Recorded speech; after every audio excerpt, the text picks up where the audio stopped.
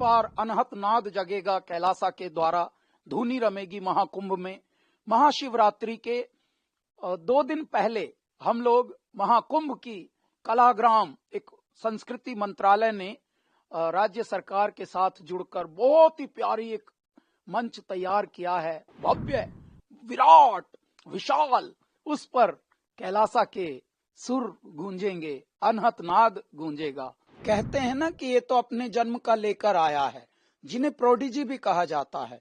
अब जैसे मैं उदाहरण के लिए देता हूं कि अब पहले राजनीति में बहुत सारे लोग पहले भी रहे हैं, पहले भी आई हैं ऐसी क्रांतिकारी बदलाव, लेकिन जो अब आ रहे हैं, जिस तरह से अब हो रहा है, जहां पर संस्कृति भी, हमारी आध्यात्मिक धरोहरों को भी, हमारे भारत की परंपराओं को भी, हमारे भारत के विकास को भी, विकसित भारत की परिकल्पना को मूर्त रूप करना भी अब जैसे कर रहे हैं अब सत्ताधारी लोग, पहले भी करते थे, लेकिन अब के जो कर रहे हैं वो तैयार होकर आए हैं। उनकी ट्रेनिंग जो है परमात्मा ने ऑलरेडी कर दी है। अपने अपने क्षेत्र में जिन जिन को मेरे ईश्वर ने चुना है, उनको चुना ही इसलिए है कि जैसे ही कॉल आए मेरे दाता की, जैसे ही परमात्मा अचानक आपको जिम्मा सौंपे, ये उत्तरदायित्व अब आया, अब आपको कुंभ के लिए गाना है, अब आपको भगवान राम के प्राण प्रतिष्ठा मंदिर की हो रही है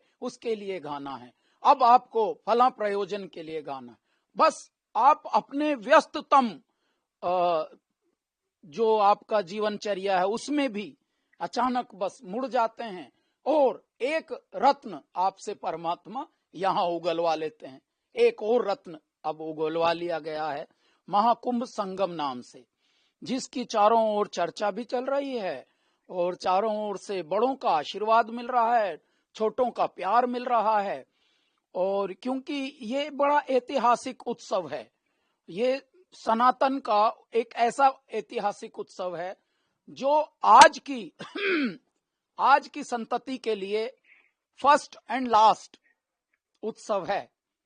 144 वर्ष के बाद जो प्लैनेटरी पोजीशंस हुई हैं, जो जिस तरह से ग्रहों की जो स्थिति बनी है, उस ग्रहों की स्थिति से जो ऊर्जा का संवर्धन और पोषण हो रहा है, ये इस वाले महाकुंभ को जो भी दर्शन लेगा, जो भी इस महाकुंभ का साक्षी दृष्टा बनेगा, वो ये वाला लक्ष्य उसके लिए प्रथम और अंतिम ये होगा।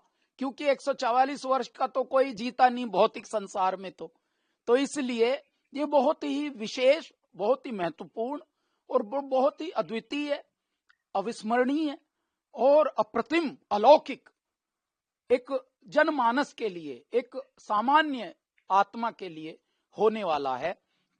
ऐसे में यदि आपके कैलाश खेर को चुना कि चलो ये एक स्तुति गीत गाना है महाकुंभ के लिए, जो पूर्ण महाकुंभ आया है 144 वर्ष के बाद, और पुनः 144 वर्ष के बाद ये वाली स्थिति पर हमारे ग्रह, हमारा चंद्रमा, हमारे सूर्य और हमारे जो राशियों का अदल बदल, जिस राशि में वो प्रवेश करते हैं, जिस ग्रह से किस तरह से उनकी चाल चली जाती है पूरे ग्रहों की, तो ये वाली स्थिति जो है वो 144 वर्ष के बाद फिर पुनः आएगी। तो ऐसे में यदि कोई एक भी आपके हृदय से तरंग निकल रही है, तो वो समझ लीजिए प्रेयर, विशेष प्रार्थना के रूप में, चलो गोता खाएं संगम में, करें तीर्थ स्थावर जंगम में, हर हर हर नर नारायण हैं, यही आदि अंत परायण हैं। कुंभ में एक ऐसा समागम आप देखते हैं कि ऐसे ऐसे आपको अचरज भरे कुछ कीर्तिमान रचते हुए कुछ ऐसे ऐसे व्यक्तित्व मिलेंगे वहां, महापुरुष मिलेंगे वहां, कुछ संत मिलेंगे वहां, महात्मा मिलेंगे, कुछ साधक मिलेंगे कि आप चकित होकर ऐसे फटी की फटी आंख रह जाएगी आपकी। यह संभव है इस धरा पर जिसका नाम है भारत।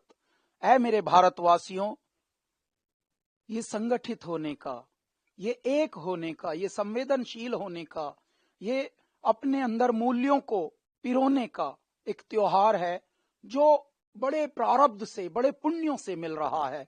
तो सभी भारतीयों को, सभी भारत को प्यार करने वालों को, पूरे विश्ववासियों को मैं महाकुंभ की अनंत शुभकामनाएं देता हूं। यह एक महा उत्सव है, हमारे जीवन का एक उत्सव है। बहुत सारी गांठें हमारे जीवन में, देखिए समझदारी भी कहीं ना कहीं हमें अतिरेक की तरफ ले जाती है और उससे भी कहीं ना कहीं हमें कष्ट होता है। क्यों? क्योंकि इंटेलिजेंस हम ही को लॉजिक्स और तर्कों में घुमा देती है। मैं कहता हूं बैठ के समाधि में, एकांत में, एकत्व में बस परमात्मा को साइलेंस की तरफ चले जाएं, कुछ निर्विचार हो जाएं, कुछ पूछें ना, सब कुछ बताया हुआ है मेरे दाता ने, कुछ भी बात ना करें। बात हो रही है, इतनी बातें हो रही हैं, फिर भी बात बन नहीं रही। तो निर्विचार होकर, बिन बात होकर, बस परमात्मा में लीन होकर अपनी ओर चलें, अंतर्मुखी हो जाएं, साइलेंस में बैठ जाएं।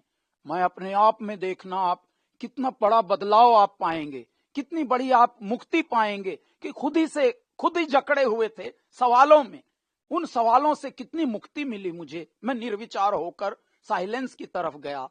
तो ये एक चेतना का समय है।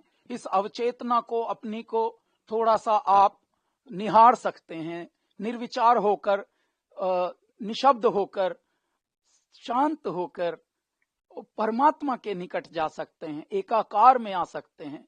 तेरी काया नगर में राम राम, तू जंगल जंगल क्या ढूंढे, तेरे रोम रोम में शिवो शिवो, तू पत्थर में सर क्यों मारे।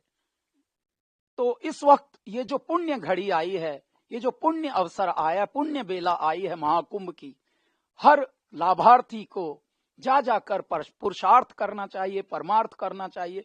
जिससे जो हो सके वो सेवा करे, सेवा अपनी भी करे, स्वयं चले, पैदल चले, परिश्रम करे। तीर्थ जो होते हैं वो सुविधाओं के लिए नहीं होते, तीर्थ होते ही ये हैं कि ईश्वर देखते हैं कि मैंने तुझे चुना है, इसीलिए चुनौती दी है, आ तू मुझे मेरे दर्शन पाने आता है, आना चाहता है, आ देखता हूं तू आ भी पाएगा कि नहीं।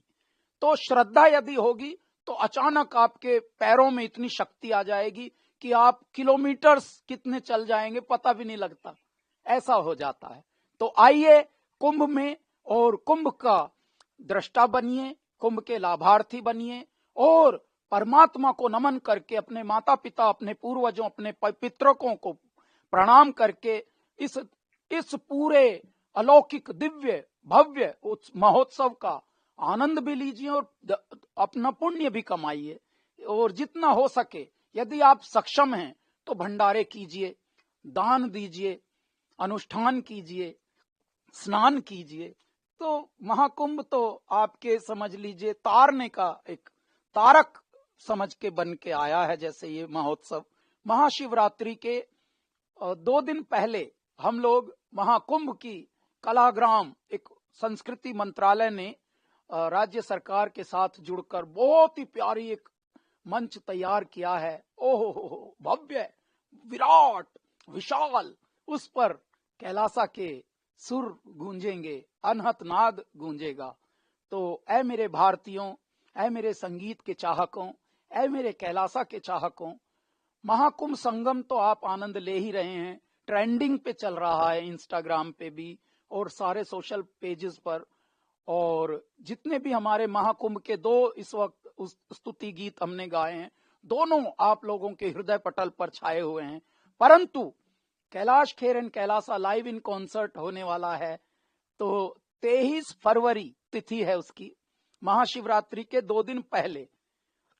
और जो हमारा संस्कृति के जो कार्यक्रम चालू हैं, वहां पर चल रहे हैं, उनकी almost closing, second day of closing, second last जो परफॉर्मेंस है वो कैलासा की होगी।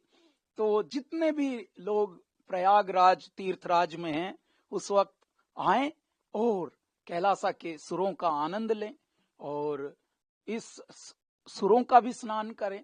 क्यों? क्योंकि जो सुरों का सरिता है वो उससे आत्मा स्नान करती है, उससे रोम रोम क्यों एकदम द्रवित हो जाता है, क्यों? क्योंकि सुरों में परमात्मा होता है।